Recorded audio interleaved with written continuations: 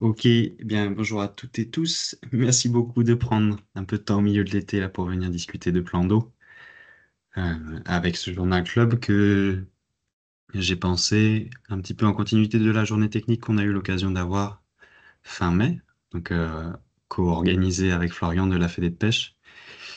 Et voilà, ce journal club, c'était l'occasion pour moi de revenir à la fois sur quelques petits points techniques qu'on a abordés au cours de la journée sur la restauration des plans d'eau et sur l'itinéraire technique. Voilà, des choses qui sont vraiment importantes.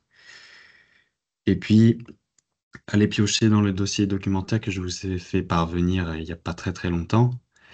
Différentes biblios et recomposer, et retourner chercher d'autres biblios, compléter un peu tout ça et vous repartager des éléments. Pas que des éléments techniques, mais des éléments de réflexion un petit peu sociaux sur la perception des plans d'eau. Et puis surtout, voilà, j'ai essayé de faire ce travail d'aller, non pas faire la synthèse biblio moi-même, mais d'aller lire des synthèses biblio qui ont été faites sur les impacts des plans d'eau et les impacts cumulés des plans d'eau. Il y a notamment une biblio assez massive qui a été réalisée il y a une petite dizaine d'années par, entre autres, l'INRAE et qui permet d'avoir une vision globale sur les impacts des plans d'eau, les effets du cumul des retenues sur un bassin versant sur ces impacts-là.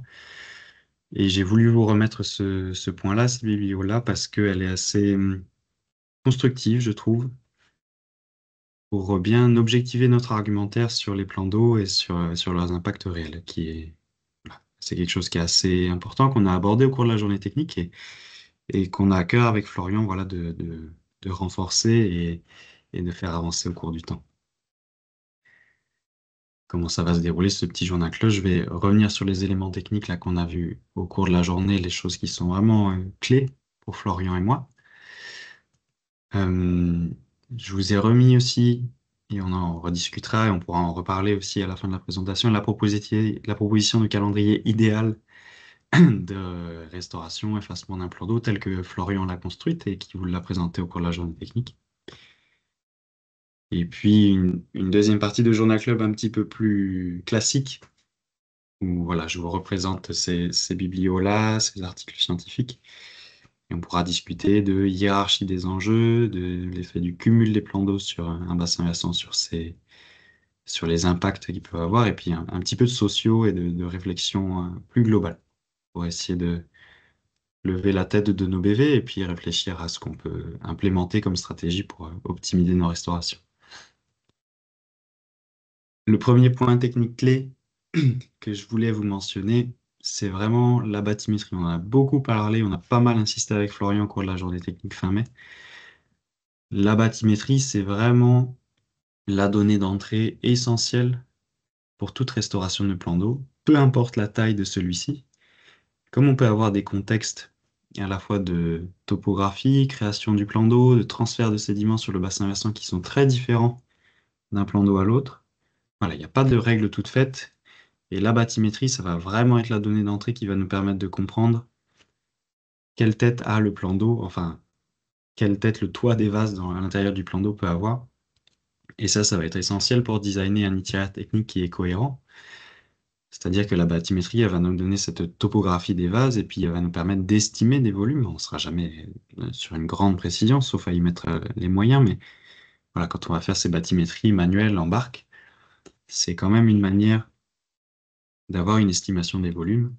Et cette estimation des volumes, elle va être essentielle pour déterminer ce qu'on peut faire ou non des vases en fonction de si on a la possibilité localement d'aller les mettre à l'épandage avec un exploitant, si on a un lieu de stockage pour le séchage, etc., etc. Et au-delà de ça, pour la restauration du cours d'eau et de la zone humide en eux-mêmes, la connaissance des vases, du volume, de la topographie, ça va être essentiel pour bien déterminer ce qu'on va faire sur le cours d'eau. Est-ce qu'on va pouvoir remodeler si on garde les vases sur place pour restaurer un profil en long qui soit cohérent? Est-ce qu'il va falloir faire complètement autre chose? Est-ce qu'on a des ruptures de pente importantes? Etc., etc. C'est autant d'éléments qui nous permettent d'anticiper sur la pêche de sauvegarde, sur la vidange et donc le potentiel de départ en sédiment fin, sur l'export ou non des vases, la restauration du profil en long, etc. Donc c'est vraiment la donnée d'entrée qui est essentielle et qui est très très importante pour structurer un projet, un itinéraire technique qui soit cohérent. C'est quelque chose qu'on intègre assez peu dans nos portées à connaissance sur des projets d'effacement de plan d'eau. N'hésitez pas à le faire. N'hésitez pas à sortir des cartes, voilà, avec les transects, les points que vous aurez fait en bâti sur le plan d'eau, et à expliquer du coup vos choix dans le porté à connaissance en disant, bah voilà, on a cette bathymétrie-là, on estime ce volume, on a cette possibilité-là de mise en séchage, mise à l'épandage, par exemple, on va se permettre de le faire. Voilà. N'oubliez pas que plus on explicite les choses et plus on les illustre dans le porté à connaissance, plus on rend facile l'instruction et la compréhension et l'échange avec des DTM et éventuellement OFB si c'est sollicité. Le deuxième point technique clé sur lequel je voulais revenir et qui est un petit peu corollaire en tout cas qui est lié à la bathymétrie, c'est vraiment les aspects de restauration du cours d'eau. Alors c'est un petit peu large là, mais restaurer le cours d'eau lors d'un effacement ou d'un contournement des temps, qu'est-ce que c'est? C'est restaurer la morphologie, les faciès, certes, mais c'est aussi restaurer le profil en long. Et en fait, ce profil en long là, on va parfois être obligé de s'adapter puisque on peut avoir ces dépôts sédimentaires, ces vases qui, par rapport au reste du linéaire pas impacté par le plan d'eau, modifient le profil en long moyen. Et en fonction des contextes, de la nature de la vidange, de la nature de la sec, peut-être qu'il va être nécessaire d'attendre un an, peut-être qu'il sera possible d'intervenir tout de suite après la vidange ou qu'il sera nécessaire d'attendre un an, peut-être même plus, pour avoir un séchage intéressant des vases et pouvoir travailler de manière plus sereine. Voilà, sans générer de gros départs et sans que le matériau soit trop malléable non plus. Ça, encore une fois, la bathymétrie, la connaissance des vases, ça nous permet d'anticiper là-dessus et de déterminer ce qu'il est nécessaire de faire. Est-ce qu'on peut se permettre d'intervenir tout de suite dans l'année? Est-ce que ça va tenir? Ou bien est-ce que c'est trop risqué? Ou bien, justement, il faut intervenir tout de suite pour stabiliser le profil en long? Ça, la connaissance des vases, ça aide énormément à l'anticiper. Un point très important aussi, quand on va parler de restaurer la morphologie, les faciès, le profil en long d'un cours d'eau dans une ancienne emprise de plan d'eau, si on travaille dans les vases, si on a sorti les vases et qu'on travaille sur l'argile ou le substrat dur, la question se pose moins, mais si on travaille dans les vases, ça va vraiment être essentiel d'avoir une attention particulière et une tendance au sous-dimensionnement qui va être encore plus prononcée que d'habitude, puisque les vases, ça va rester ce matériau malléable qui va être très sensible aux érosions. Donc dès lors qu'on va avoir un cours d'eau qui est peut-être un peu trop profond et qui ne peut pas déborder et donc dissiper son énergie, au-delà de la recharge de la zone humide, bien sûr, et ben on a ce risque encouru d'une érosion, soit à l'endroit des radiers, avec des renards qui vont contourner les radiers, soit en tout autre point, et en particulier aux connexions amont-aval, où très facilement on peut avoir des érosions régressives ou progressives, en tout cas une incision qui va menacer le profil en long dans le temps et qui va impacter du coup la restauration et sa qualité. Cette attention aux connexions, elle est vraie dans toute restauration, mais en particulier sur les plans d'eau. Et quelque part, il vaut mieux chercher à réaliser des connexions qui vont être costauds, qui vont être solides, pas forcément mobilisables en tant que radier, mais voilà.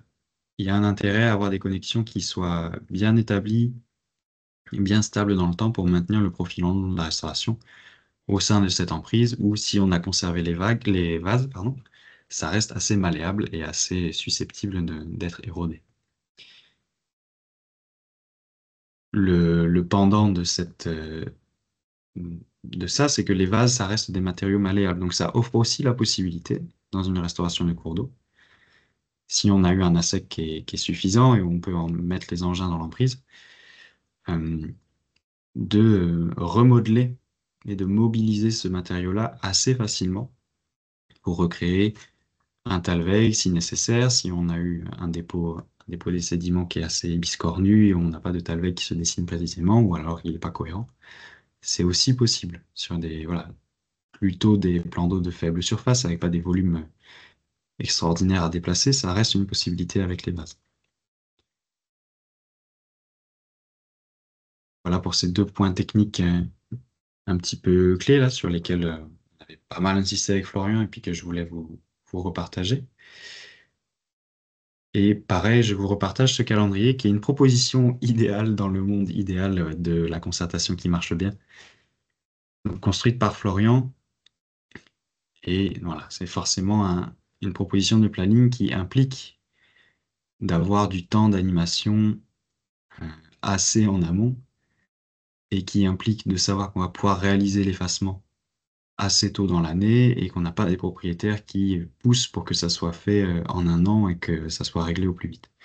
Donc c'est vraiment une proposition idéale. Prenez-la comme telle, mais voilà, dites-vous que Flo l'a vraiment construit en prenant en compte les différentes périodes réglementaires et les différentes périodes de reproduction du poisson. Donc c'est vraiment quelque chose qui est voilà, le scénario idéal.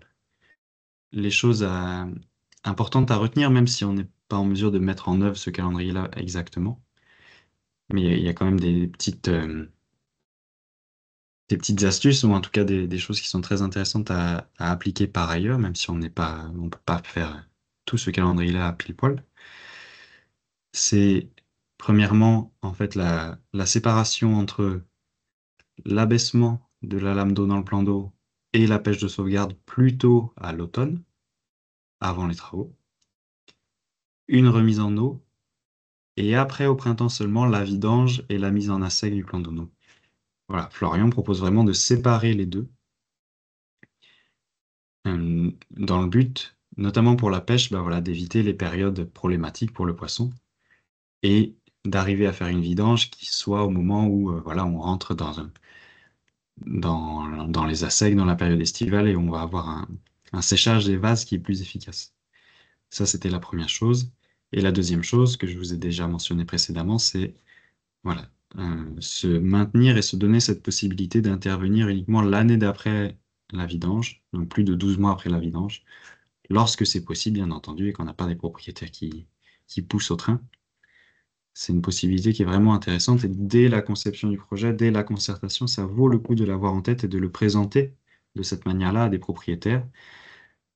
Voilà, si vous sentez qu'ils peuvent saisir l'opportunité, voilà, si vous sentez que ça passera pas, c'est pas forcément la peine, mais si vous sentez que vous avez des gens qui sont ouverts à ça et qui sont disposés à avoir un espace qui, pendant un an, bah, voilà, c'est de la vase qui sèche et on intervient après. Faut pas hésiter. Faut l'avoir dans sa manche et puis le sortir au bon moment quand vous sentez qu'il y a de la sensibilité derrière. Donc voilà, vraiment ces deux points techniques clés, la bathymétrie, avec Florian au cours de la journée technique, on vous avait dit que s'il n'y avait pas de bathymétrie, on était fâché, mais c'est un peu caricatural, mais voilà, c'est vraiment une donnée essentielle. La restauration du cours d'eau qui mérite une attention supplémentaire voilà, sur les points de connexion, sur la sensibilité à l'érosion. Et ce calendrier idéal qui voilà, qui n'a pas vocation à être mis en œuvre tel quel, mais voilà, la démarche et la perspective de pouvoir étaler un petit peu dans le temps des opérations sur les plans d'eau, ça devient très intéressant. Voilà pour le technique. Un petit interlude avant de revenir sur plus de la biblio et des éléments de recherche. Je regrette que Simon Abel de Loisance-Miette soit pas là parce en tant que Vosgien, je pense il aurait bien saisi ce que je voulais vous dire avec ce petit point, ce petit interlude humoristique. Bien souvent, j'entends le qualificatif fossé anti-char qui désigne voilà, des petits cours d'eau comme ça ou des plus gros, un peu creusés au remembrement. Et on a tendance à utiliser ce qualificatif un peu facilement. Alors que dans d'autres territoires en France, on a des vrais fossés anti-char, enfin des vrais cours d'eau dans des fossés anti-char. Là, un petit exemple de ce qu'on a dans les Vosges sur la ligne Maginot, où on a tout un linéaire de cours d'eau qui est vraiment posé dans le fossé anti-char. C'est un endroit où j'ai eu bah, l'occasion de travailler au Parc des Vosges du Nord et on a fait comme ça avec les camarades pendant un été un inventaire cours d'eau et diagnostiquer un cours d'eau qui est vraiment contenu dans les plaques béton comme ça. Donc ça, c'est un vrai fossé anti-char. Et donc voilà, il y avait cette petite mise au point humoristique à vous partager. Avec le char, voilà, qui est à l'échelle et qui tombe dans le fossé anti-char. Ceci étant dit, voilà, je voulais vraiment revenir sur les impacts des plans d'eau, le cumul des impacts et comment on peut réfléchir à tout ça pour hiérarchiser des enjeux sur un plan d'eau pris sur un bassin versant ou sur un ensemble de plans d'eau sur un linéaire de cours d'eau. C'est important à plusieurs titres. Déjà pour identifier voilà, quels sont, ou en tout cas essayer de formaliser quels peuvent être les impacts réels d'un plan d'eau sur un bassin versant et du coup de restaurer en conséquence en fonction des enjeux sur son bassin versant. Et puis c'est quelque chose auquel vous avez été probablement confronté, là, si vous avez mené des projets d'effacement. On est souvent interpellé sur l'objectivité de notre argumentaire en tant que GEMAPien sur l'impact des plans d'eau et la restauration des plans d'eau. Il y a des impacts qui sont avérés, et qu'on n'a pas forcément à discuter, mais il y a des choses, des impacts pris pour un plan d'eau individuel, ou quand on met en perspective des impacts avec des bénéfices avérés d'un plan d'eau, voilà, les choses ne sont pas si simples que ça. Donc, ce que je vais vous présenter, voilà, c'est vraiment ma lecture et ma synthèse de cette biblio, là, impact cumulé des retenues d'eau sur le milieu aquatique, avec pas mal de chercheurs, notamment de l'INRAE, voilà, qui a cherché à synthétiser en fait les impacts des plans d'eau, déterminer s'ils sont bien avérés ou non, dans quelle mesure et selon quelle variable, et surtout quel peut être le cumul, quelle peut être l'influence du cumul de plans d'eau ou de retenue d'eau sur le bassin versant sur ces impacts-là. Donc j'ai divisé ça en quatre points, et le premier point, c'est vraiment l'hydrologie. Donc, ce qu'on sait aujourd'hui avec les plans d'eau, c'est que sur l'hydrologie et sur les débits de manière générale, il y a un impact qui est avéré et qui mécaniquement, en fait, se cumule et s'additionne plus on additionne de plans d'eau sur un linéaire. L'impact, c'est le suivant, c'est en fait une sorte d'homogénéisation des débits sur l'année à cause des plans d'eau. Donc, on va avoir une diminution des débits moyens, des débits d'étiage, des débits de crue et une diminution de la variabilité annuelle de ces mêmes débits-là. Et en fait, bah voilà, physiquement, cet impact, plus on va avoir de plans d'eau, plus il va se propager en fait aux zones humides, il va impacter l'alimentation, il va impacter l'alimentation des nappes et ça peut se propager jusqu'aux estuaires. Cet impact-là, il va être d'autant plus important que on se trouve dans une année sèche, ce qui semble logique. Mais il y a vraiment un effet seuil en fait avec le caractère sec des années. Et donc, si vous avez des BV où il y a une sensibilité aux assecs et des étiages prononcés, et une grande densité de plans d'eau, bah voilà, là, il y a un enjeu fort qui se dégage. En tout cas, pour les plans d'eau sur cours. Je parle pas ici d'évaporation et j'ai pas remis le cycle, enfin, le bilan hydrique complet à l'échelle d'une retenue d'eau. Vous pourrez le retrouver dans la biblio que j'ai remis dans le dossier documentaire. Et là, voilà, on considère vraiment plutôt des étangs sur cours, voilà, qui vont avoir cette capacité à intercepter des débits et puis à restituer seulement partiellement en fonction de la nature de l'ouvrage et de la restitution à l'aval. La densité du nombre de plans d'eau, elle joue, mais c'est pas systématique. Donc, et elle va jouer de manière d'autant plus importante sur des bassins versants avec des géologies qui rendent le milieu sensible à l'étiage et sensible aux assecs. Euh, oui, j'ai mis ce petit point-là aussi. Euh, Est-ce qu'on a des méthodes d'évaluation assez simples, assez robustes pour déterminer l'impact d'une retenue ou d'un ensemble de retenues sur le débit, en tout cas sur l'hydrologie? Pas vraiment. Ce qui est mentionné dans la biblio, dans cette revue, c'est qu'il y a des approches par la modélisation qui vont estimer des débits par des modèles pluie, réservoir, transfert. Mais ça reste de la modélisation et puis surtout, c'est des modélisations qui sont faites un peu pour de la prospective, c'est-à-dire quel serait l'impact de la création de nouvelles retenues sur des bassins versants, mais sans tenir compte de la potentielle modification de l'occupation des sols par la création même de ces bassins versants, de ces retenues, pardon. C'est-à-dire que les bassins versants qui sont modélisés, c'est des bassins versants agricoles où on se demande quel serait l'effet de l'installation de retenues d'eau pour l'irrigation agricole, dit rapidement. Mais ces mêmes modélisations ne prennent pas en compte la modification de l'occupation des sols ou les modifications des pratiques culturelles induites par l'installation de ces retenues. Donc on peut avoir des modifications dans les cultures, permises ou non par une irrigation intensive, etc. Et ça va avoir un impact fort sur l'hydrologie, en particulier sur les petits bassins versants. Donc, tout ça pour dire qu'on n'a pas forcément, nous, à notre niveau, de méthodes d'évaluation fiables, robustes et rapides, et d'indicateurs simples, si ce n'est à instrumenter voilà, des plans d'eau, des retenues et avoir un petit peu de données brutes, mais voilà, on n'a pas forcément de choses faciles à mettre en œuvre pour déterminer l'impact sur l'hydrologie d'un plan d'eau bien précis. Mais l'impact global, et qui est avéré, c'est cette diminution des débits et cette homogénéisation des débits plutôt par le bas. Deuxième petit point, l'impact sur la morphologie de nos cours d'eau. Là encore, on a des impacts qui sont avérés. Pourquoi? Parce qu'une retenue, elle va diminuer à la fois le débit liquide, c'est ce qu'on a vu juste avant, il y a une diminution, une homogénéisation par le bas des débits, mais forcément, la retenue, elle a un impact fort sur le débit solide aussi, parce qu'elle va retenir un pourcentage important des sédiments qui rentrent et qui viennent du bassin versant. Je vous ai remis le pourcentage qui me semblait intéressant. On estime grossièrement que dans une retenue, la part des sédiments qui viennent du versant, c'est 75%, et les 25% restants, c'est en gros de la sédimentation biogène, donc la matière organique qui va se décomposer sur place.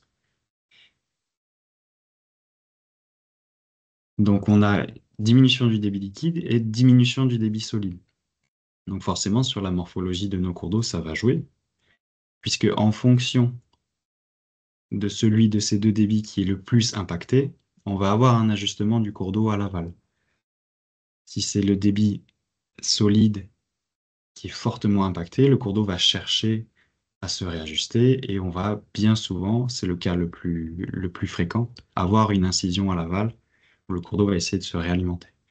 On peut avoir l'autre situation, c'est-à-dire que on peut être dans des cas où on a des bassins versants un petit peu particuliers et ma retenue d'eau, son impact principal, ça va être de diminuer le débit liquide, proportionnellement beaucoup plus que le débit solide, et du coup, l'ajustement va se faire euh,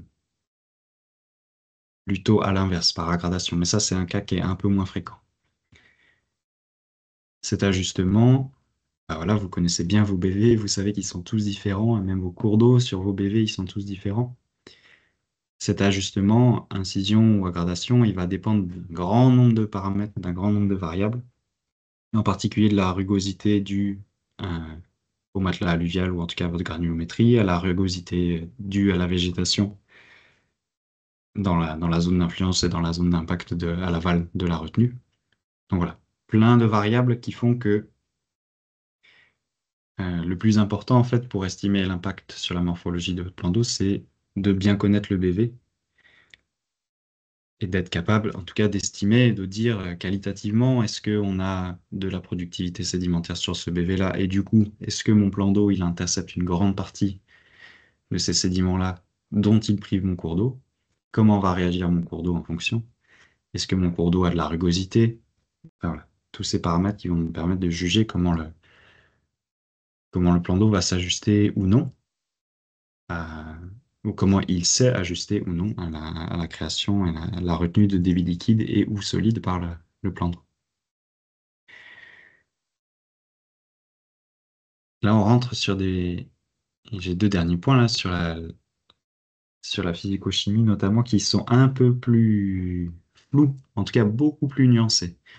C'est-à-dire que autant pour l'impact sur l'hydrologie, la morphologie des cours d'eau, on a des choses qui sont assez avérées. Sur la physico-chimie et sur la biodiversité, on a des choses qu'on peut beaucoup plus discuter. Donc là, je vous remets en guise de digestif, si j'ose dire, euh, le cycle de l'azote au sein d'une retenue, le cycle du phosphore au sein d'une retenue. L'idée, c'est pas d'apprendre ça par cœur du tout, mais ce que je vous invite à avoir en tête et à bien mémoriser, ou en tout cas à bien retenir, c'est que l'ampleur de ce cycle-là, c'est vrai surtout sur l'azote, mais c'est vrai sur le phosphore aussi. L'ampleur de ces processus-là et du coup les niveaux de transfert à l'exutoire du plan d'eau, ils vont dépendre du flux entrant dans ma retenue. C'est-à-dire que si on a un apport de nitrate important, ça va alimenter le cycle et on va peut-être avoir voilà, beaucoup de dénitrification. En tout cas, il va se passer beaucoup de choses. Le- Ce qui se passe en termes de physico-chimie au sein du plan d'eau est plus dépendant du flux entrant, donc de la charge en nitrate, de la charge en azote au sens large, de la charge en phosphate qui rentre dans ma retenue depuis mon bassin versant, que de finalement ce qu'on a sur place au sein de la retenue. Alors bien sûr, une retenue qui est très végétalisée, déjà, ça va faciliter la consommation de nutriments, du développement végétal, et éventuellement une baisse de l'oxygène dissous, ces choses-là, mais c'est l'eau qui rentre qui conditionne beaucoup ce qui se passe dans ma retenue en termes de fonctionnement chimique. C'est pareil pour le phosphore, en fait, s'il y a voilà, des transferts importants avec beaucoup de phosphore particulier, bah, on va avoir de la consommation, du développement, etc. Euh, du coup, ce qu'on peut retenir, c'est que sur la physico-chimie, on peut pas vraiment faire de généralité sur le comportement des plans d'eau.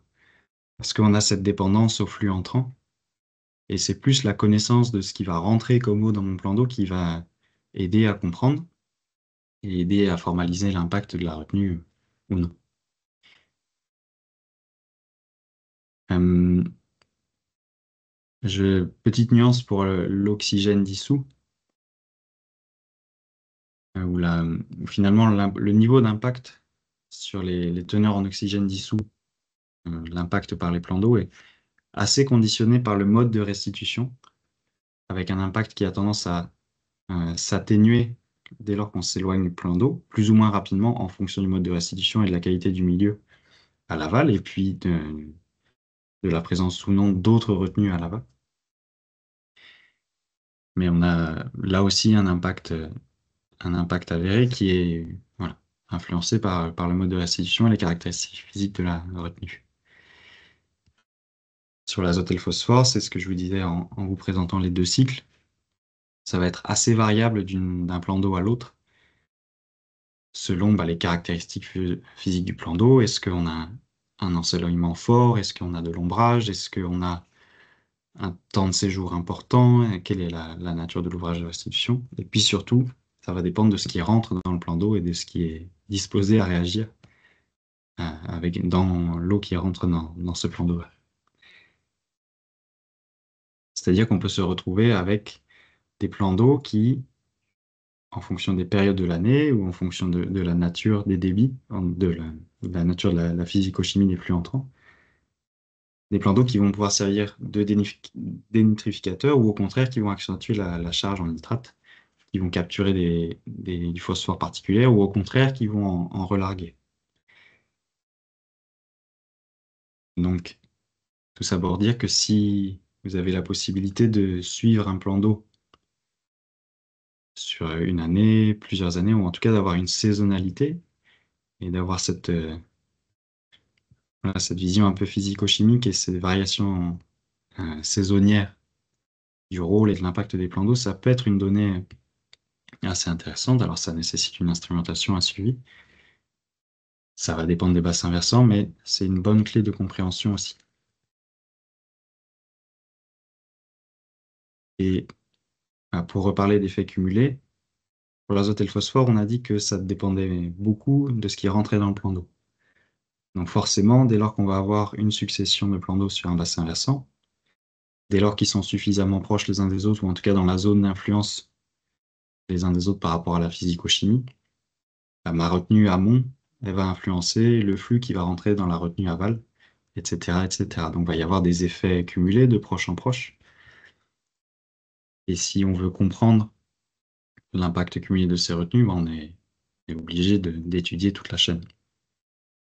Et nous, en restaurant peut-être un plan d'eau qui est situé quelque part au milieu du BV, entouré de plans d'eau à l'amont, à l'aval, bah voilà, l'eau qui va rentrer ne sera pas forcément de bonne qualité, quand bien même on a restauré le milieu, puisque on a potentiellement à l'amont une retenue qui va avoir des impacts et qui va dégrader la qualité physico-chimique. En termes de méthode d'évaluation, dans cette biblio, dans la revue biblio, il y a beaucoup plus de choses qui sont mentionnées sur la physico-chimie, puisqu'il y a voilà, beaucoup d'essais, beaucoup de retenues qui ont pu être instrumentées, en particulier bah, toujours en contexte agricole, voilà, pour déterminer la qualité de l'eau qui peut servir à l'irrigation. Et voilà, ça, c'est des choses qui sont des suivis qui sont assez chronophages, mais qui sont un peu plus à notre portée que des exercices de modélisation, là où on a des équipes ou des gestionnaires qui instrumentent une retenue ou un linéaire de retenue, un réseau de retenue, pour avoir justement cette évolution saisonnière en fonction du flux entrant.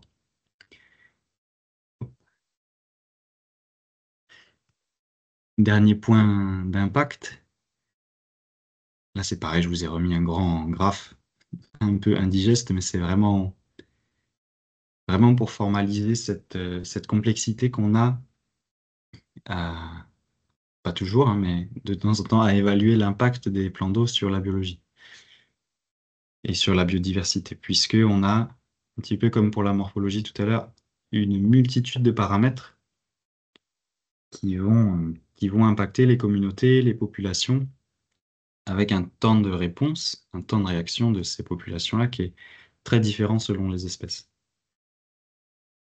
et qui est très dépendant de l'environnement du bassin versant, de son niveau de fragmentation, de la disponibilité des habitats localement, de l'état de la population. Est-ce que c'est une population relictuelle de tel ou tel amphibien? Est-ce qu'elle a des capacités de déplacement? Voilà, un ensemble complexe de paramètres. Néanmoins, ce qu'on peut dire, c'est que le plan d'eau en lui-même, il va avoir des impacts forts sur les compartiments biologiques, puisqu'on a dit qu'il avait des impacts sur l'hydrologie, des impacts sur la morphologie du cours d'eau. Donc rien que ça, on modifie le régime hydro, on modifie les habitats inféodés au cours d'eau, on modifie les débits, et donc tout ça, mécaniquement, ça va avoir un impact sur des communautés qui étaient présentes sans les plans d'eau auparavant. Et puis forcément, le plan d'eau, en fonction de ses caractéristiques physiques, encore une fois, il va avoir cet impact de fragmentation. Il va couper des corridors, c'est très vrai pour les populations piscicoles, mais c'est vrai pour plein d'autres plein d'autres espèces, y compris plutôt terrestres ou semi-aquatiques. Donc le plan d'eau, c'est, dans la très grande majorité des cas, un élément qui fragmente le paysage. Donc l'impact, il est à la fois sur les conditions d'habitat et l'accessibilité aux habitats par les espèces, puisqu'il y a cette fragmentation. Et puis, voilà, souvent, on va avoir aussi, quand on a les plans d'eau humides, simplement de la destruction d'habitats. Donc ça aussi, c'est un impact fort.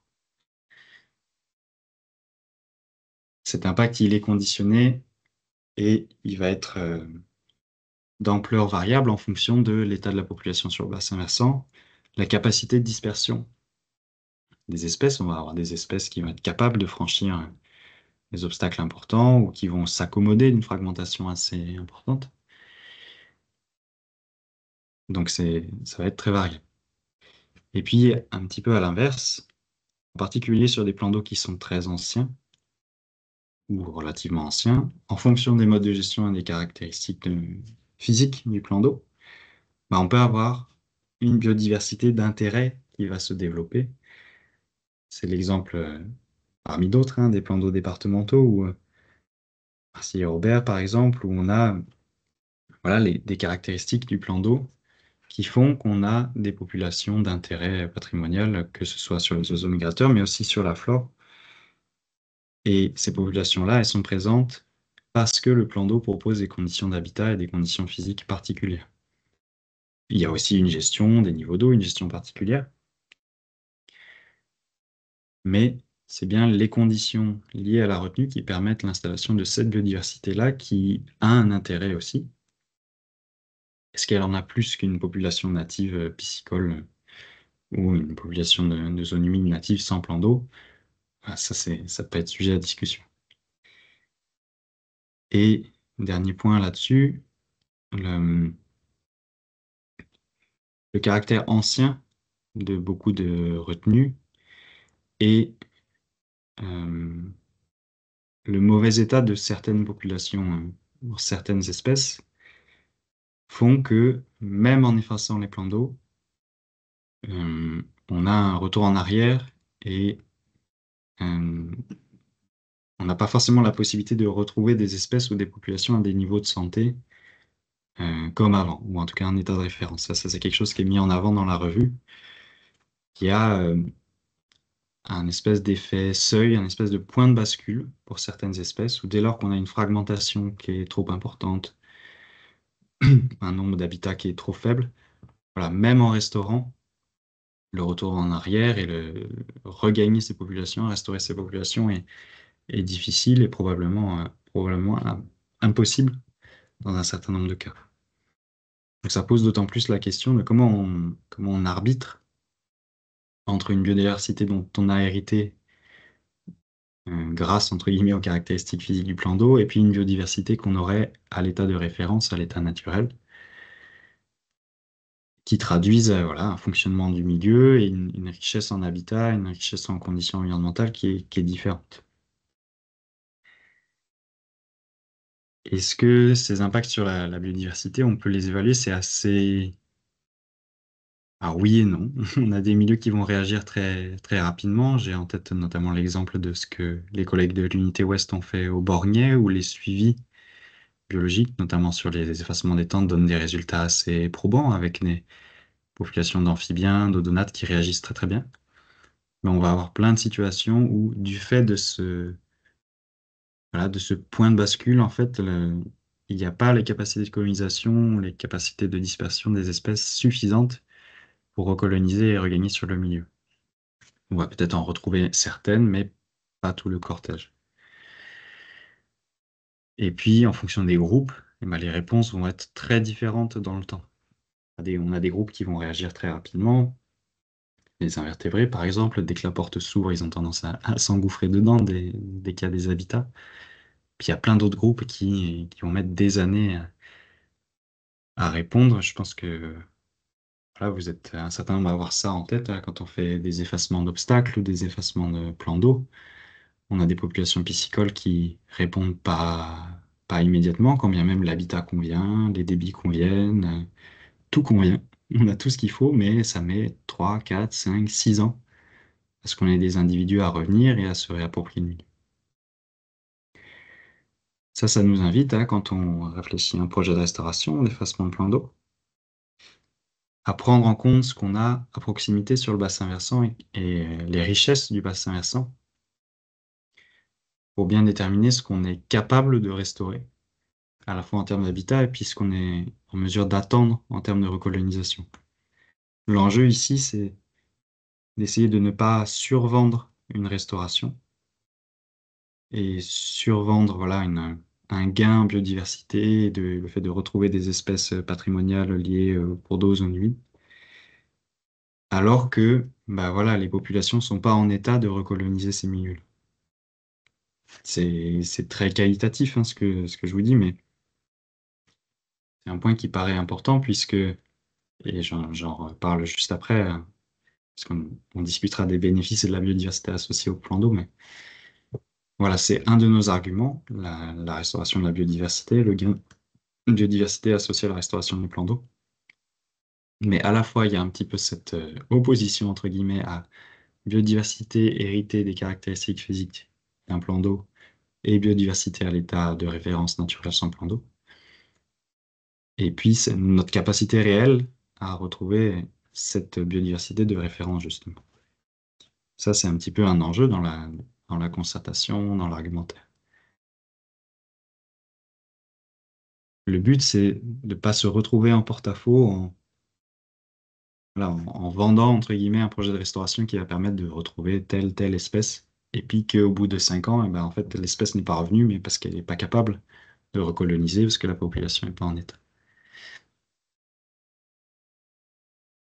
Ça fait le lien avec ce que je vous présente juste ici. Là, c'est une biblio.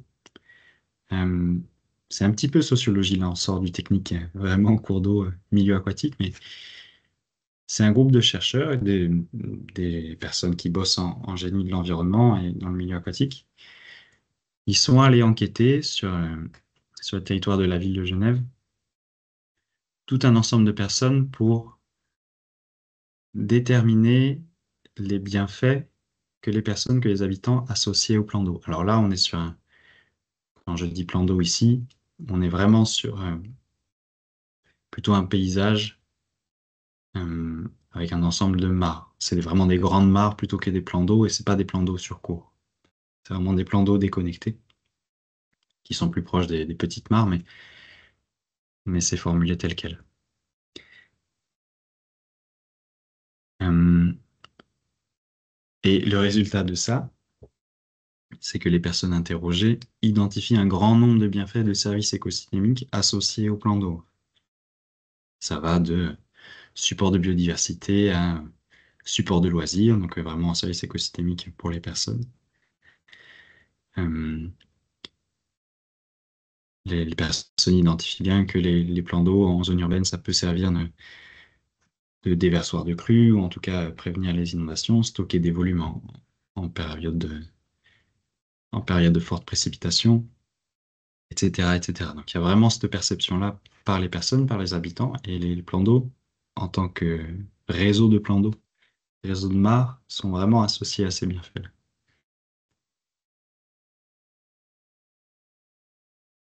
Et voilà, peut-être le service le plus saillant, le plus mis en avant par les personnes dans cette enquête-là, c'est le fait que le plan d'eau est un support de biodiversité. Ce qui pose une question assez importante dans la réflexion sur nos argumentaires et les discussions qu'on peut avoir avec des propriétaires ou avec des communes. Est-ce qu'on parle de la même biodiversité? Et cet article-là montre un petit peu ça, puisque les personnes interrogées, pour elles, le principal service écosystémique associé au plan d'eau, c'est vraiment le support et l'accueil de la biodiversité. Et donc, les personnes estiment à la fois que les plans d'eau accueillent une biodiversité qui est assez large, assez importante, et surtout que les plans d'eau dans le paysage sont essentiels pour la préservation de tout un tas d'espèces sensibles inféodées au milieu aquatique, amphibiens, semi-aquatiques ou espèces aquatiques. Et donc des espèces sensibles et des espèces qui sont menacées localement. Et en fait, dans l'article, c'est bien explicité que ces espèces que les personnes interrogées identifient comme sensibles ou menacées, c'est pas forcément des espèces qui le sont réellement, ou en tout cas qui sont classées à des listes de sensibilité ou des listes d'espèces menacées. Donc en fait, il y a une variabilité, et quand on parle de biodiversité, quand on est gestionnaire ou chercheur, ou quand on est bah voilà, personne qui vit sur place et qui fait usage du milieu, entre guillemets, sans avoir forcément une formation technique ou en biologie, bah en fait, quand on parle de biodiversité et d'espèces menacées, on ne parle pas forcément de la même chose, on n'a pas la même vision. Ça, c'est assez important à avoir en tête, puisque dans nos argumentaires, quand on parle de restauration de la biodiversité sur des plans d'eau, on a en tête des espèces piscicoles, des espèces, peut-être, voilà, si vous avez des connaissances en eau de nappe, des espèces sensibles en eau de nappe, des choses assez fines, assez précises, des espèces qui peuvent effectivement être menacées, protégées localement, à l'échelle des BV ou plus largement. Et après, quand on va discuter avec les personnes qui n'ont pas forcément la même approche, la même formation, la même perception du milieu, bah, les espèces sensibles et la biodiversité, c'est pas la même, en fait. On a deux biodiversités différentes. Et ça nous pose vraiment la question de ce qu'on veut, entre guillemets, toujours comme biodiversité au sein d'un plan d'eau ou d'un paysage de mare. Qu'est-ce qu'on veut préserver et qu'est-ce qu'on recherche comme biodiversité? Là, il y a une sorte de consensus à chercher, ou en tout cas à essayer de discuter entre gestionnaires, chercheurs et puis propriétaires ou parties prenantes. On a une biodiversité commune qui mérite d'être restaurée, enfin, qui méritent qu'on en prenne soin, mais il y a tout un tas d'espèces sensibles qu'on cherche à favoriser, nous aussi, en restaurant les milieux. Et voilà, on se rend compte qu'on ne parle pas forcément de la même chose, donc il y a un équilibre à rechercher. Euh, Néanmoins, quand bien même on ne parlerait pas de la même biodiversité, encore une fois, on a un ensemble de plans d'eau qui peuvent servir de support pour des espèces sensibles et une biodiversité remarquable.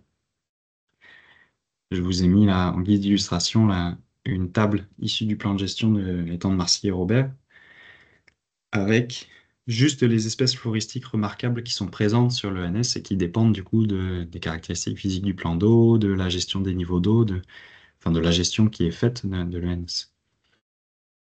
Quand bien même on ne parlerait pas de la même biodiversité, il y a une biodiversité d'intérêt qui s'établit au sein des plans d'eau, en particulier les plans d'eau anciens. Là encore, la question c'est qu'est-ce qu'on favorise en fait? En restaurant, en effaçant le plan d'eau, imaginons un exercice de pensée, on efface Marcilly et Robert, on va vraisemblablement rétablir, voilà, si les choses sont bien faites, on va rétablir la continuité au sein du plan d'eau, on va favoriser des espèces piscicoles, des espèces plutôt amphibies des cours d'eau. Mais en fait, les enjeux, ils sont forts aussi sur la biodiversité qu'on possède aujourd'hui au sein du plan d'eau et comment on arbitre en fait. Qu'est-ce qui est le plus important, entre guillemets? Comment on arrive à avoir cette discussion-là? Euh, Après, ça, c'est le volet biodiversité et on a vu précédemment que sur les autres volets, les plans d'eau peuvent avoir un impact. Il peut y avoir un impact cumulé.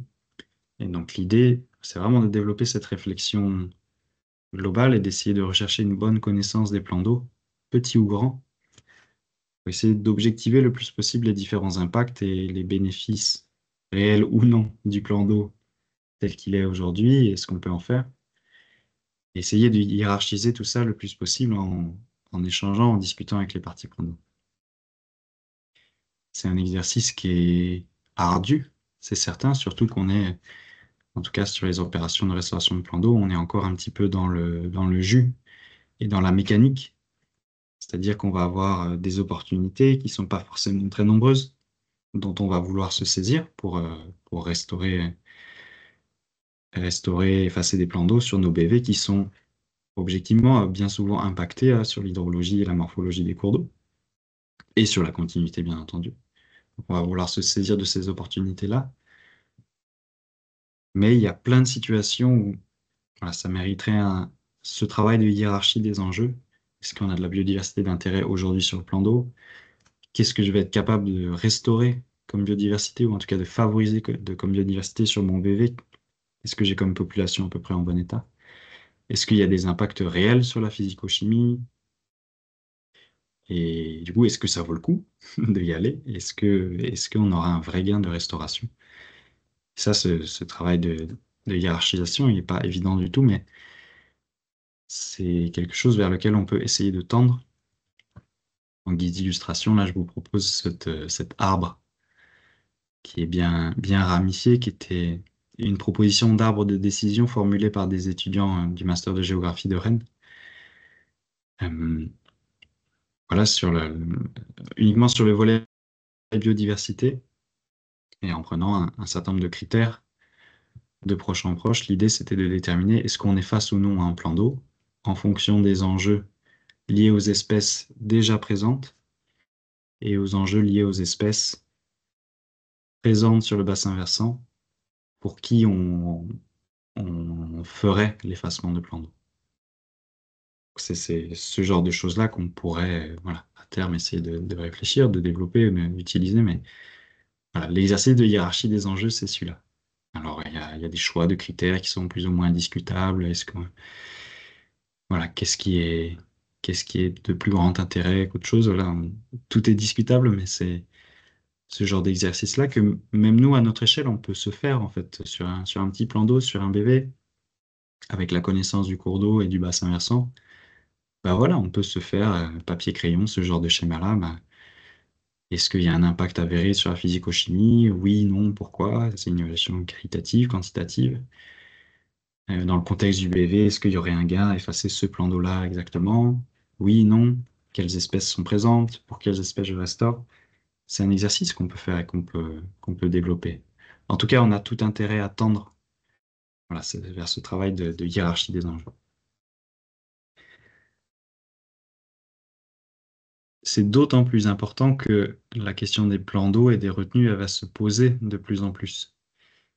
Et on est dans un contexte en particulier euh, agricole où bah voilà, la sévérité des étiages, la sévérité des assecs, la difficulté de la période estivale pour faire passer les cultures elle va être de plus en plus importante a priori. 2024 exclu, mais c'est vers ça qu'on tend. Et donc la question des retenues collinaires, des retenues agricoles permettant l'irrigation, le développement de l'irrigation, ça c'est des questions qui vont très probablement se poser. Et dans le même temps, il y a tout un tas de personnes dans le monde de la recherche qui considèrent que les plans d'eau, euh, sur le même format que ce que je vous ai présenté précédemment là, dans la ville de Genève, ces petits plans d'eau qui ressemblent à des mares et qui sont intégrés au sein de paysages qui contiennent des réseaux de mares, des réseaux de plans d'eau de retenue, et bah ça peut constituer des solutions d'adaptation aux conséquences du changement climatique. Et là, c'est les fameuses solutions fondées sur la nature. Et ça, il y a plein de personnes dans le monde de la recherche qui estiment que les plans d'eau, les retenues, ça fait partie de l'arsenal de solutions. Donc à la fois, va y avoir probablement une poussée de la demande du monde agricole pour avoir des réserves d'eau. Ça pose plein d'autres questions hein, sur les pratiques culturelles, mais ça va vraisemblablement arriver. Et puis, il y a aussi cette dynamique-là où bah, plein de personnes mettent en avant les plans d'eau, en particulier en milieu urbain, les petites retenues, comme des solutions pour atténuer les crues, garder de l'eau en période estivale, recevoir des eaux pluviales et permettre un petit peu d'abattement de pollution, voilà, plein de choses comme ça. Donc, la question de ce qu'on fait des plans d'eau et de leur impact, on va continuer à se la poser. Et on est sur des territoires où les densités de plans d'eau sont très importantes. Et donc, l'enjeu de cette hiérarchie des impacts et des enjeux, il est double en fait. Il est pour nous d'essayer de se poser la question de déterminer si la restauration qu'on propose, elle va vraiment être efficace dans le contexte de mon bassin versant, des espèces présentes, de la qualité de l'eau, ou non. Et si, en fait, le plan d'eau, on peut le conserver, est-ce qu'on ne pourrait pas l'utiliser ou le valoriser comme peut-être réserve collinaire agricole, peut-être comme euh, réservoir de crues, ou en tout cas écrêteur de crues, des choses comme ça. Donc, on va vraisemblablement se poser la question. Et tout l'intérêt, en fait, c'est de pouvoir avoir ce travail d'objectivation des impacts, de hiérarchie des enjeux pour de plus en plus essayer de construire une stratégie territoriale qui soit cohérente avec les enjeux des bassins versants. C'est ce qui commence à se faire au GBO. Je crois que Sophie est là aussi pour suivre le Journal Club. Peut-être tu pourras nous en parler après, Sophie, mais voilà. Aujourd'hui, sur les plans d'eau, on fonctionne encore beaucoup à l'opportunité parce qu'il y a énormément de plans d'eau, beaucoup qui ont des impacts avérés et peu de possibilités de finir les restaurer. Donc, les opportunités, on s'en saisit le plus souvent. Mais en fait, comme on va avoir de plus en plus cette collusion entre les différents enjeux, les différents usages des plans d'eau et les différents impacts, il faut qu'on puisse avancer sur cette réflexion de stratégie territoriale, puisque c'est vraiment des objets bah, voilà, complexes, avec des impacts, je voulais exposer, qui sont pas très simples à formaliser. Il y a des choses sur lesquelles on est à peu près certain, et d'autres beaucoup moins.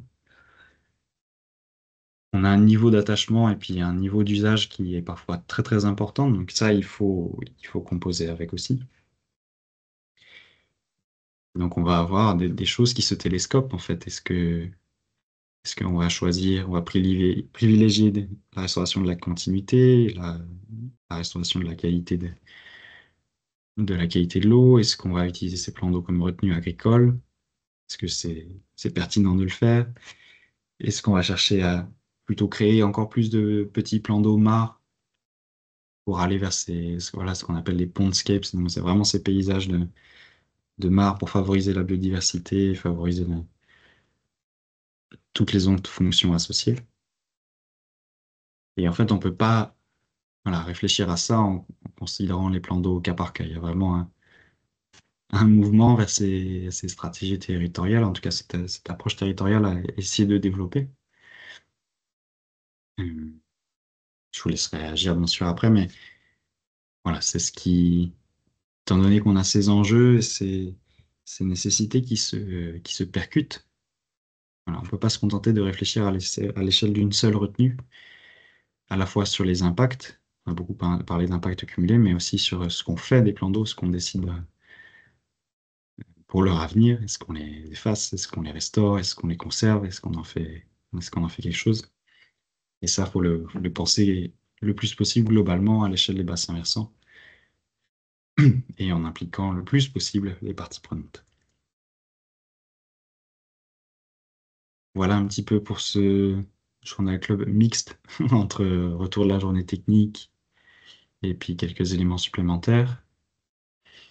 Euh, Est-ce que vous avez des questions, peut-être des remarques ou des réactions par rapport à ce que je vous ai présenté comme biblio aussi? Est-ce que ça va à l'encontre de ce que vous avez peut-être pu lire, de ce que vous aviez en tête? Voilà, je vous laisse intervenir bien simplement.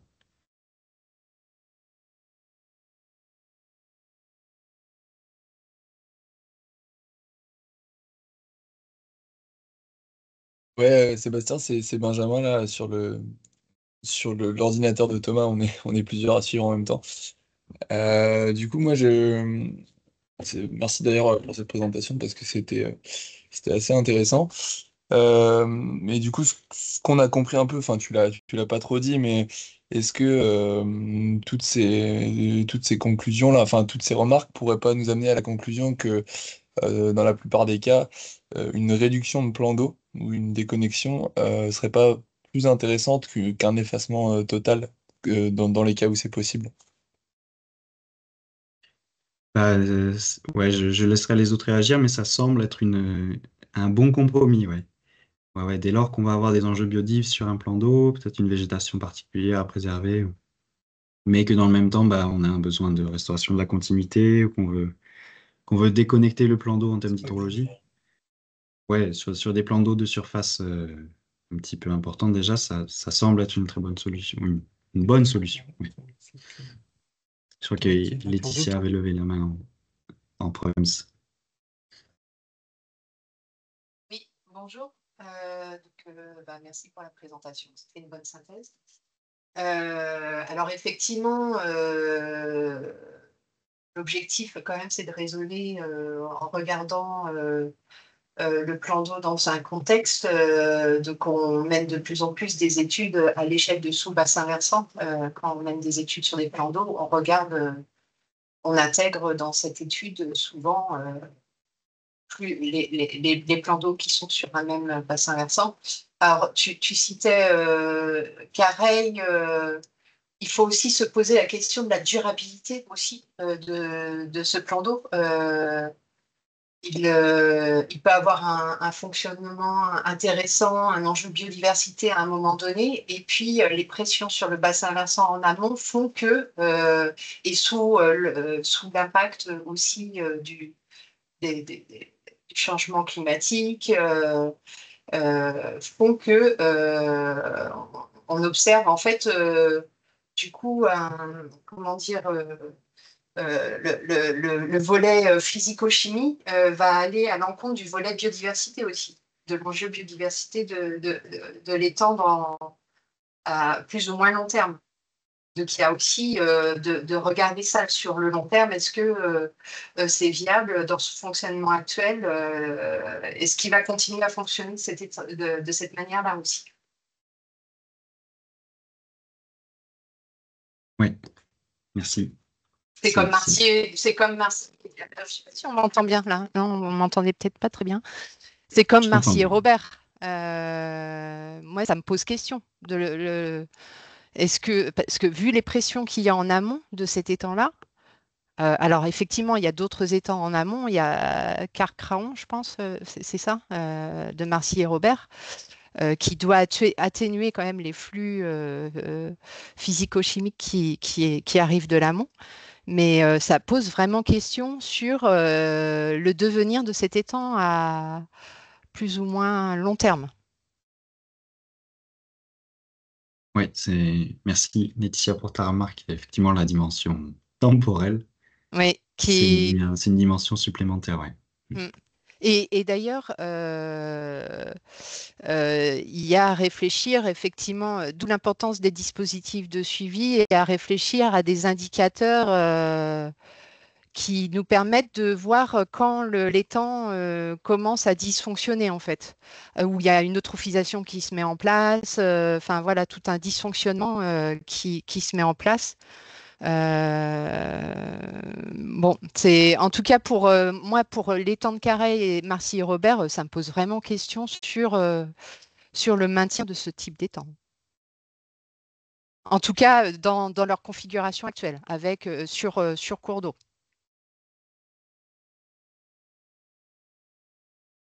Oui, Romain, tu avais levé la main. Oui, en fait, c'est pas Romain, c'est Maxime, on est plusieurs, nous aussi. Moi, je suis un peu surpris à chaque fois qu'on parle des plans d'eau parce que je trouve qu'on rappelle pas assez quand même qu'à la base, les plans d'eau sur nos territoires, ça n'existe pas. Enfin, il y en a très très peu, en tout cas, à part des petites particularités géologiques. Voilà, ça n'existe pas et que la plupart de nos plans d'eau, ils sont quand même construits en lieu et place de zones humides qui, elles aussi, ont un potentiel d'accueil de la biodiversité qui est énorme. Donc, je me pose toujours quand même la question de à quel point c'est bien d'apporter toutes ces nuances. Je pense qu'il y a des choses qu'il faut prendre en compte quand il y a des espèces, elles ont fait leurs habitats à cet endroit-là, donc qui on est pour venir les détruire comme ça? En tout cas, il faut qu'on en prenne compte. Mais quand même, derrière, il y a ce truc de se dire, ben voilà, ce plan d'eau-là, il n'existait pas, il n'a pas forcément de raison d'exister. Y a-t-il donc des raisons de le garder dans le paysage?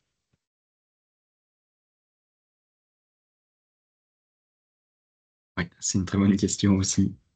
Et peut-être ça avait levé la main à l'UGVO là chez Thomas et puis Jean-François après. Nous, c'était plutôt pour répondre un peu à Laetitia. Du coup, là, tout ce que tu décris, Laetitia, c'est très vrai, hein. Mais est-ce que, enfin, le vrai problème, il n'est pas à l'amont de cet étang, et c'est du coup pas l'étang en lui-même qui est le problème, mais du coup, est-ce qu'il ne faut pas d'abord régler les pressions à l'amont avant de parler du devenir de ces étangs-là, quoi. Ah bah ça, je suis d'accord. Et, euh, tant qu'on fera sur de volontariat, j'y crois pas trop. Oui, c'est sûr. Ce point-là, ça paraît un peu compliqué. Merci Benjamin. Jean-François? Clairement d'accord sur, je dirais, l'impact de ces étangs sur les milieux aquatiques, sur les cours d'eau, ça on en est tous conscients. Aujourd'hui, je suis très content que cet exposé de Sébastien puisse aussi redonner un peu de réhabilitation possible à ces étangs qui ont un rôle important pour la biodiversité. Pourquoi aujourd'hui toutes ces espèces que l'on trouve sur ces étangs, je note notamment sur nos étangs espaces naturels sensibles, ça a été souligné tout à l'heure, c'est parce que la majorité de nos zones humides ont disparu. Donc toutes ces espèces se réfugient sur les zones qui peuvent encore en abriter, telles que nos étangs UNS, qui seraient aussi bien en zone humide, j'en suis conscient, que ce soit en étang ou en zone humide, potentiellement on aurait à peu près le même intérêt écologique, mais le problème c'est qu'il va falloir restaurer nos zones humides ailleurs. Parce que si nous-mêmes on apporte une pression en détruisant les habitats de ces espèces protégées, je vous rappelle protégées quand même, hein, c'est un terme important, on va contribuer à diminuer encore la biodiversité de notre région et de nos territoires. Donc attention quand même lorsqu'on réfléchit à supprimer nos étangs, à l'impact que nous-mêmes on peut avoir sur ces espèces, parce qu'aux alentours, sur l'ensemble du territoire, il ne reste plus beaucoup de zones humides pour abriter de telles plantes, tels oiseaux, tels invertébrés.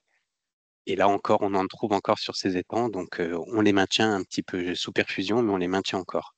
Laetitia, je suis d'accord avec toi pour Careil. On en a parlé longuement déjà en comité de gestion, mais je suis d'accord avec mon prédécesseur. Le problème, c'est pas l'étang. Le problème, c'est les pratiques à l'échelle du bassin versant quand on aura réglé ce problème-là, on pourra se poser la question, à mon avis, de étang, pas étang, zone humide, pas zone humide. Mais qu'on fasse une zone humide, qu'on retire l'étang de carré, le problème ne sera pas réglé sur la qualité de l'eau de ce territoire. Alors ça, je suis tout à fait d'accord. Après, il y a plein d'autres solutions, sans parler justement ce que disait Benjamin. Effectivement, le maintien des temps ou la déconnexion, la réduction, enfin, il y a différentes solutions. C'est pour ça que c'est pas simple et qu'on fait toutes ces études pour essayer de comprendre comment ça fonctionne et quels sont les enjeux sur ces étangs. Je précise simplement avant que, je ne sais pas si c'est Max qui voulait répondre de nouveau, mais quand on parle notamment de Marcy et Robert et étangs de Carré, c'est des étangs avec des fonctionnements assez spécifiques. On a de la gestion des niveaux d'eau qui font qu'on a de l'exondation, de la submersion, émergence d'herbiers, donc des choses assez spécifiques sur la gestion des niveaux d'eau qui permettent aussi l'installation notamment de populations importantes d'oiseaux, soit de migrateurs, soit d'oiseaux inféodés à ces milieux-là. C'est des fonctionnements qu'on ne peut pas forcément reproduire sur toutes les zones humides qu'on restaure, puisqu'on n'a pas forcément la main sur les débits ou la gestion des niveaux d'eau, mais voilà, c'est pour préciser que c'est assez spécifique aussi. Je ne sais pas si Max, tu voulais répondre du coup.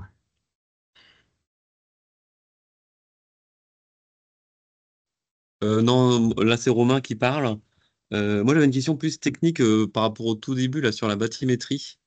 Je ne savais pas s'il existait un protocole un peu qui était applicable parce que après avoir échangé avec différents collègues de l'unité, en fait chacun a sa petite méthode de bathymétrie et je ne sais pas s'il existait un peu un protocole à appliquer suivant les surfaces de plan d'eau pour pouvoir faire une bonne bathymétrie, quoi.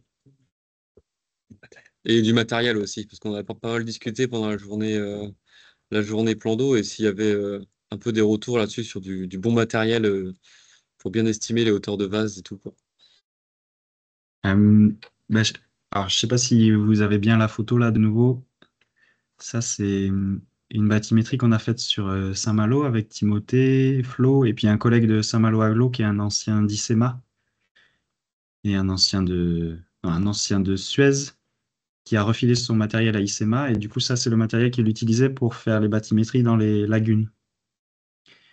Et donc, il a le DK qui est fixé à une grille. Et du coup, en fait, la grille, ça permet de poser vachement facilement de sentir très facilement le toit des vases. La difficulté qu'on a avec la bâtie, là, quand on fait ça à la pige ou autre élément linéaire, c'est que on a un petit peu de mal, des fois, à sentir le toit des vases. Mais là, la grille, c'est très très pratique, ça marche vraiment bien. Et du coup, après, donc on peut avoir comme ça au moins bien la hauteur d'eau et le toit des vases. Et puis après, retrouver le fond dur, dans la plupart du cas, c'est plus facile quand on a un fer à béton ou une tige. Je recommande la tige à ramoner métallique. Ça s'achète par section de 1 mètre. C'est en acier tressé, hein. C'est beaucoup plus léger que le fer à béton. Donc, si vous voulez faire de la muscu, prenez le fer à béton. Mais si vous voulez être un peu plus tranquille et pas avoir de courbature, la tige à ramoner métallique par section de 1 mètre, là, ça s'achète en magasin de bricolage. Il faut juste la marquer au préalable, là, tous les 10 centimètres ou tous les 5. Mais c'est très très pratique. Ça rentre bien dans les vases. Et pour trouver le fond dur, et du coup l'épaisseur de vase, c'est assez pratique. Puis après, le nombre de transects, de points par transect, euh, il y a plein de propositions, mais c'est toujours pareil. Plus on fait de points, plus ça sera précis. Mais il y a toujours un moment où ça sert à rien de rajouter des points parce que ça n'ajoute pas d'informations. Et de toute façon, notre estimation du volume reste une estimation. Ce que j'aime bien faire personnellement, c'est un transect tous les 10 mètres et puis un point. euh, En fonction de la largeur du plan d'eau, voilà, j'essaie de faire un point tous les 1/5 ou tous les 1/7 de longueur de transect. Ouais. Mais après, c'est adaptable selon le besoin aussi. Mais en tout cas, le DK fixé sur la grille, ça, c'est masterclass, hein. Ça marche vraiment très très bien. Je sais pas s'il y a d'autres tours.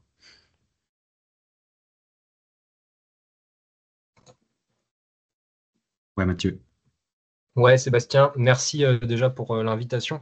Je voulais juste faire un petit retour par rapport à un regard un peu critique sur certains projets de mise en dérivation. En fait, moi, j'ai quelques exemples concrets sur des projets que je peux suivre. Donc là, je te parle bien de mise en dérivation de plan d'eau, pas de déconnexion totale. Mais du coup, par rapport à la réglementation actuelle, on sait que le débit réservé, que ce soit la captation dans les cours d'eau ou bien même le relargage du débit capté, il doit être égal, enfin, il peut être égal jusqu'à 10% du module. Et en fait, sur certains projets que je suis, en faisant une petite modélisation de débit, enfin plutôt une estimation des débits en fait avec les méthodes classiques dont on a l'habitude, soit les formules de Mayer ou les produits en croix avec la ratio de BV, bah en fait, je me suis rendu compte qu'il y avait des débits moyens des petits cours d'eau de août-septembre qui étaient égales à quelques litres près au dixième du module. Donc en fait, ça voulait dire que si jamais on faisait ces travaux de mise en dérivation des plans d'eau, on réduisait pas du tout l'impact hydrologique en été, donc en période de crise, en gros, en période de grosse tension pour la vie aquatique. Parce que déjà, de une, on sait que même s'il y a obligation de restitution, c'est pas toujours respecté.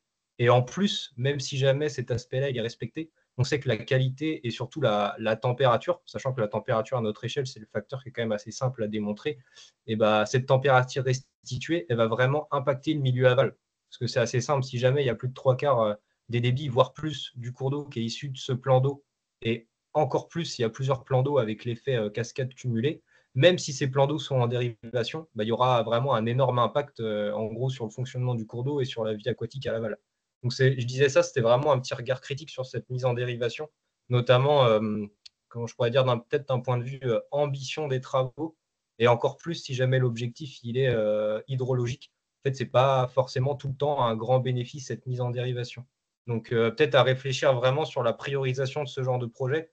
Je sais que ce n'est pas toujours le cas, mais bon, si jamais on a l'occasion ou même la possibilité d'intervenir sur plusieurs projets au sein d'un territoire, bah, bien réfléchir aux gains de la mise en dérivation avant de se lancer dans un projet comme ça, quoi. Voilà, c'était juste un petit retour d'expérience. Merci beaucoup, Mathieu. Est-ce qu'il y avait encore d'autres remarques, d'autres questions? Ou est-ce qu'on en reste là?